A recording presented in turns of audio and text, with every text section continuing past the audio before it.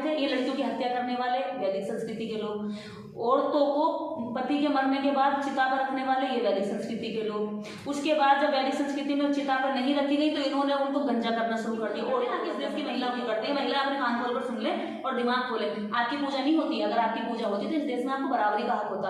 अगर आपकी पूजा होती तो ये लोग संविधान, तो आज से आप भी शिक्षित हो ना, क्या पता कल आप भी IAS का एग्जाम क्वालिफाइड कर लो और इस देश के अंदर आप भी देश की सेवा करो।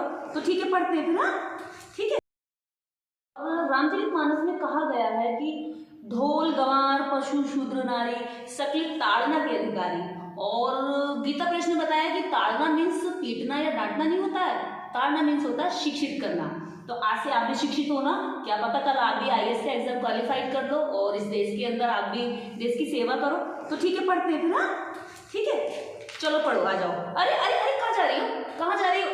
पढ़ती नहीं है, पता नहीं कैसे पढ़ाया होगा इन लोगों ने कि ढोल गवार पशु शूद्र नारी सकल ताड़ना के अधिकारी। और कह रहे हैं कि भैया ताड़ना किसी को पीटना मारना नहीं होता, हम तो बहुत अच्छे लोग हैं, किसी को नहीं पीटा मारा हमने।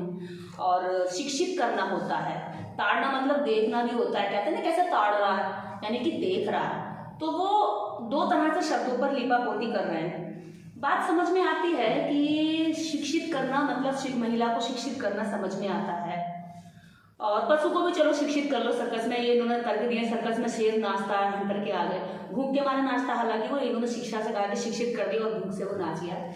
तो अब आ जाओ, अब समझ में ये नहीं आ रहा कि किस तरह से इन्होंने पशु को ताड़ा होगा, यानी कि पढ़ाया होगा।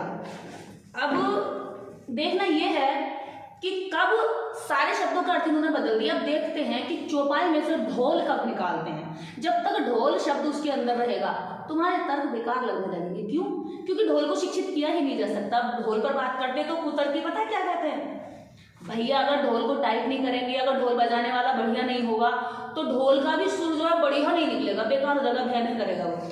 तो अब मुझे ये नहीं लगता कि वो तो बजाने वाले की कला हुई ना, ढोल का इसमें क्या पढ़ना पढ़ाना होगा भैया। तो अपने कुतर्क को सही करने पे पूरी लिपापोती लग रहा है, पूरी जान लगा दें। लेकिन रुको, आपको हम ऐसे भागने नहीं देंगे। आपने जो वैचारिक जंग इतने लंबे समय पहले हमारे लोगों पर जबरन थोप कर उनसे अपनी गुलामी कराई ना, आज उन सबका हिसाब देने का समय आ गया है। एक एक चौपाई का शब्द का अर्थ हम निकालें।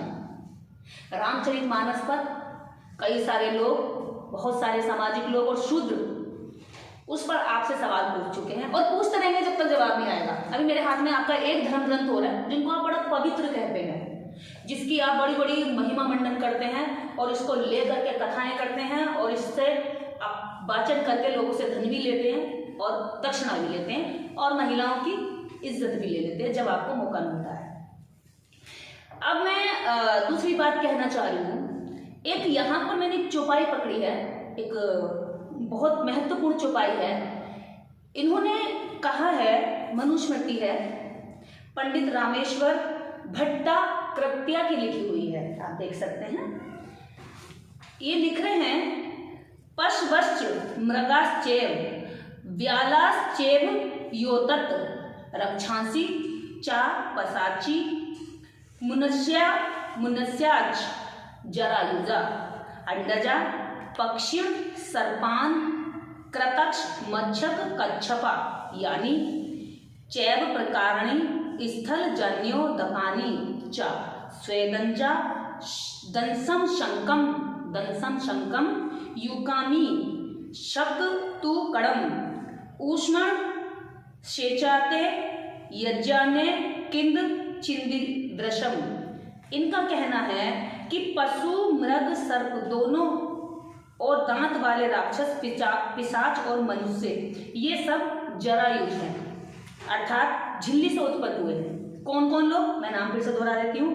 पशु, मृग, सर्प, ये दांत वाले जितने भी जीव हैं ये झिल्ली से पैदा हुए। झिल्ली यानी यूट्रस होती है जैसे कि हम सब लोग, उसी तरह से पैदा होते हैं, अर्थात झिल्ली से उत्पन्न है। उसके बाद अब आते हैं दूसरी लाइन पर, पक्षी, सांप, मगर, मछली और कछुए ये अंडे से पैदा होते हैं। ये सारे लोग झिल्ली से पैदा नहीं होते, अंडे से पैदा होते हैं। और जितने ऐसे जीव जल और थल में पैदा होते हैं वे सभी अंडज हैं। मतलब ऐसे जितने भी जीव हैं वो अंडा देते हैं, बच्चा नहीं देते। अब एक और सुंदरकांड में इनका आता है कि सुंदरकांड में बंदर, इनका हनुमान, वो लेने जाते हैं, भगवान हनुमान जड़ी बूटी लेने जाते हैं। लक्ष्मण के जब प्राण आघात हो जाते हैं, उनकी जान बचाने के लिए वो बूटी लेने जाते हैं। बूटी लेने जाते हैं तो वो क्या होता है, उन्हें समझ में नहीं आता है, क्योंकि शिक्षित नहीं होते हैं, तो वो समझ नहीं पाते हैं कौन सी दवाई कहाँ काम आती है। तो पूरा पहाड़ का लाते हैं। जब पहाड़ लाते हैं, पसीना आ जाता है ऊपर, तो उनके पसीने की एक बूंद समुद्र में गिरती है, और समुद्र में जब एक बूंद गिरती है तो वो बूंद मछली के पेट में चली जाती है। कैसे जाती होगी, मुंह से जाती होगी, जाने कैसे गई पता नहीं, पेट में चली जाती है, और फिर पैदा होता है मकर ध्वज। अब मकर ध्वज इन्होंने इंसान बताया। यहां पर मनुस्मृति में मनु महाराज लिख कर गए हैं कि ये सब अंडे देती हैं मछलियां और कछुए। अब रामचरितमानस सुंदरकांड का जब पाठ आता है तो उसमें क्या कहते हैं, दुबे जी लिख कर गए हैं कि अंडा वाली मछली एक इंसान को जन्म देगी। अब हैरान करने वाली बात यह है कि उन्होंने ये तो लिख दिया, लेकिन उन्होंने भी मनुस्मृति नहीं पढ़ी थी। तुलसीदास दुबे ने भी मनुस्मृति नहीं पढ़ी थी। हम तो ये सोचते थे हमारे शूद्रों ने मनुस्मृति नहीं पढ़ी, या हमने नहीं पढ़ी, हमें पढ़ने नहीं दी। लेकिन हैरानी वाली बात यह है कि मती मारे गए तुलसीदास जी भी एक बार पढ़ लेते तो शायद वो भी जान जाते कि मछली बच्चा नहीं देती, मछली अंडा देती है। लेकिन क्या अब अगर अभी मनु महाराज होते तो दो कान पर रेपटा मारते पकड़ करके, गधे मेरी बात को उल्टा कर दिया तूने, मैं तो खुद कह कर गया हूं कि मछली अंडा देती है और तू कह रहा है कि मकर ध्वज पैदा हो गया उससे। मकर ध्वज यानी इंसान। तो अब क्या है, एक पंडित दूसरे पंडित की काट, यानी या तो इन्होंने पढ़े नहीं, या इन्होंने भांग ज्यादा पी ली, या इन्होंने नशा ज्यादा कर लिया। हाथ में इनकी कलम होती थी, स्याही इनके हाथ में होती थी, और किसी को लिखने का हक नहीं होता था। इन्होंने सोचा हम जो लिख रहे हैं लोग मान लेंगे, कौन से किसी को पढ़ना आता है, लिखे गए दिया और लिख डाले कबाड़ा ग्रंथ। सबसे बड़ा पाप इन्होंने ये करा, भांग पीकर लिखे हुए ग्रंथों को, किताबों को, यानी ये बकवास किताबों को इन्होंने धर्म से जोड़ दिया, और धर्म को इंसान से जोड़ दिया, और इंसान को पुनर्जन्म से जोड़ दिया, और पुनर्जन्म को भगवान से जोड़ दिया। अब वापिस इसी जन्म में आकर के कह दिया कि अगर आपको पुनर्जन्म का पाप धोना है तो पंडित की सेवा करनी पड़ेगी। अगर आपको पुनर्जन्म का पाप का भागी नहीं बनना है तो आपको पुजारी जी के का पैर चरण बंदन करने पड़ेंगे, चाहे वो कुछ भी लिखे, चाहे वो गप्पे मार के किताबें लिख दे। ऐसी किताबें मैं रोज लिखूं, लेकिन मैं इंसानियत को तोड़ने वाली ऐसी किताबें लिखने पर समय बर्बाद नहीं करूंगी। मैं संविधान को किताब मानती हूँ, जिस किताब ने कहा कि अरे नहीं भाई, कोई जाति से ऊंचा नीचा नहीं, कोई जन्म से ऊंचा नीचा नहीं, योग्यता के आधार पर उसको आगे बढ़ाओ, उसके सहयोग करो, और जो पीछे रह गया है उसको सहयोग करने के लिए स्पेशल तरीके से हाथ पकड़ो और सहारा दो। लेकिन मनुस्मृति तो जो है देश में चली है काफी सालों तक, और ये अपवित्र धर्म ग्रंथ है, रामचरितमानस भी घर घर में पढ़ा जाता है हिंदुओं के। तो अरे तभी तो चल गई इतने सालों तक, अब क्यों नहीं टिक पा रही है? इसीलिए तो चल गई, अज्ञानता पर चल गई। इनमें कोई ज्ञान नहीं है। इन किताबों में इस दुनिया का कोई भी व्यक्ति पढ़ेगा लॉजिक वाला तो इनको देख कर ही बता देगा कि इन किताबों में कोई ज्ञान नहीं है। अगर ये किताबें चली, ये किताबें लोगों के द्वारा चलाई गई, तो ये केवल अज्ञानता पर चली। इस देश की करोड़ों जनता की अज्ञानता पर चली, और यही कारण है आज ये इसी उससे घबराए हुए हैं कि जिनको हमने अज्ञानता के दम पर अपने ज्ञान का डंका बजाया, आज वो शिक्षित होकर के पढ़ के दिखा रहे। बताओ, अरे भैया तुमने एक तो भाषा ऐसी रचित करी इतनी हार्ड कि आम जनता पढ़ ना सके। अब इन्हें भी नहीं पता था कि तुलसीदास जो है बाद में इसको अवधि में लिख जाएगा, और अवधि फिर इंग्लिश में, हिंदी में ट्रांसलेट हो जाएगी। और हिंदी हम सबको आती है, हमारी मदर टंग है, हमारी राष्ट्रभाषा भी तुम हिंदी बताते हो। हमने हिंदी पढ़ ली, स्कूल में पढ़ा दी गई, तो तुम्हारे ग्रंथों को पढ़ लिया। जब पढ़ा तो जाना, अरे बाप रे, इतना बड़ा घोटाला, इतना बड़ा भ्रष्टाचार, लिखा कुछ है, बताया कुछ है, पढ़ाया कुछ है, लागू कुछ और किया है, और हम लोगों को लूट लिया। ग्रंथ खुद ने लिखे और कह रहे भगवान ने लिखे हैं, जातियां खुद ने बनाई और कह रहे भगवान ने बनाकर भेजी है, तुम्हारे कर्म के आधार पर बनी है। खाने के लिए हलवा पूरी खुद ने कहा कि मरने के बाद जो है पितृ का श्राद्ध करो, और 56 भोग के लालची खुद थे। हमारा तो बाप मर गया, हम कर्जा लेके इनको 56 भोग कराते हैं। हमारी माँ मर गई, हम रो रहे हैं, कर्जा लेकर के इनको रोटी खिलाते हैं। अरे कम वक्त तो कितने मरे आदमी पड़ा, और तुम्हें खाने की सूझ रही, तुम्हें हर वक्त अपना आनंद सूझता, तुमने अपनी आनंद में जिंदगी के लिए करोड़ों लोगों की बुद्धि का नाश कर दिया, देश में विज्ञान का सत्यानाश कर दिया। तुम जैसे लोगों को तो जितनी सजा कम हो जितनी ज्यादा दी जाए उतनी कम है। लेकिन पवित्र ग्रंथ है रामचरितमानस और जो मनुस्मृति। आप कितने पवित्र हैं देखो ना। मैं स्त्री हूँ और स्त्री को कहा गया मंदिर में नहीं जा सकते, इसीलिए कहा गया कि मंदिर का रहस्य न जान ले। स्त्री को कहा गया धर्म ग्रंथ न पढ़े, इसीलिए कहा गया अगर उसने पढ़ लिया तो कहेगी अरे मैं तो तुझे रोटी खिलाती हूँ, मैं तुझे खाना बना के बनाती हूँ, और तुम किताबों को लिख के कह रहा है कि स्त्री ने पढ़ नहीं सकती, स्त्री इनको लागू नहीं कर सकती। मुझे बताइए ये इन धर्म ग्रंथों में क्या है? अभी तो मैंने आपको एक इसकी केवल एक चौपाई पर बात की है। अगली वीडियो में मैं आपको दूसरी भी बताऊंगी। इसके अंदर लगभग 300-400 जगह ऐसी चीजें हैं जो जातियों के नाम से गाली हैं, जहां औरतों को नीच घटिया बताया गया है, जहां ये कहा गया है कि शूद्र और स्त्री को शिक्षित करना सांप जैसा, बिच्छू जैसा डंक मारने वाला तैयार करना है। एक एक करके हम लोग बताते रहेंगे, मैं धीरे धीरे समय निकाल कर इस पर काम करूंगी। लेकिन निर्देश जी, जो आप जैसे लोग तो पढ़ लिख गए हैं वो तो काफी विरोध कर रहे हैं इन चीजों का, लेकिन जो ब्राह्मण महिलाएं हैं जो काफी वो कथा भी करती हैं वो भी, इसीलिए विरोध नहीं किया मनुस्मृति का आपके सिवाय।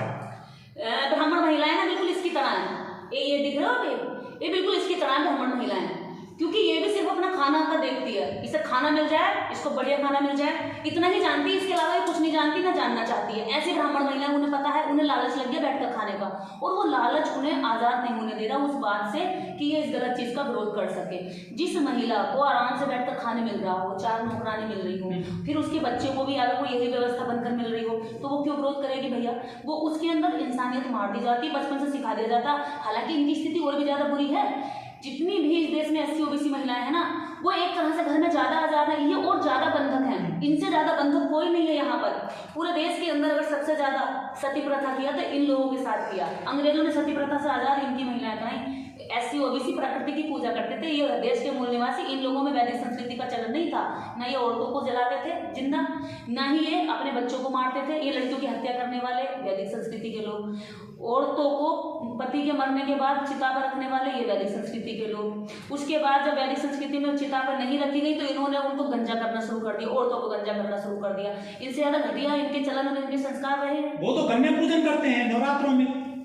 कन्या पूजन, हाँ। वो कन्या पूजन पता है किसका करते हैं? वो 9 रात्रि में कन्या पूजन करते हैं उन 9 देवियों का, उन 9 लड़कियों का, जिन 9 लड़कियों से इस भारत के अंदर राजाओं की हत्या कराकर नवरात्रि यानी 9 लड़कियों के माध्यम से इस देश में वैदिक संस्कृति का चलन स्थापित किया, और इस देश की मूल सभ्यता और संस्कृति हड़प्पा सभ्यता को उन्होंने तोड़ने, छिन्न भिन्न बर्बाद करने का काम किया। तो 9 देवियों की पूजा करते हैं वो, उनकी जिन्होंने इस देश के अंदर उनके काम को, उनके पैर को जमाने के लिए उनका लाभ पहुंचाया, ना कि इस देश की लड़कियों की करते। कभी ये गलत फहमी हो कि उनकी करते, अगर उस देश की लड़कियों की करते तो देश में रोज बलात्कार क्यों होते भाई? देश के अंदर गाड़ियों से पकड़ करके खिंचड़ के क्यों मारी जाती लड़कियां?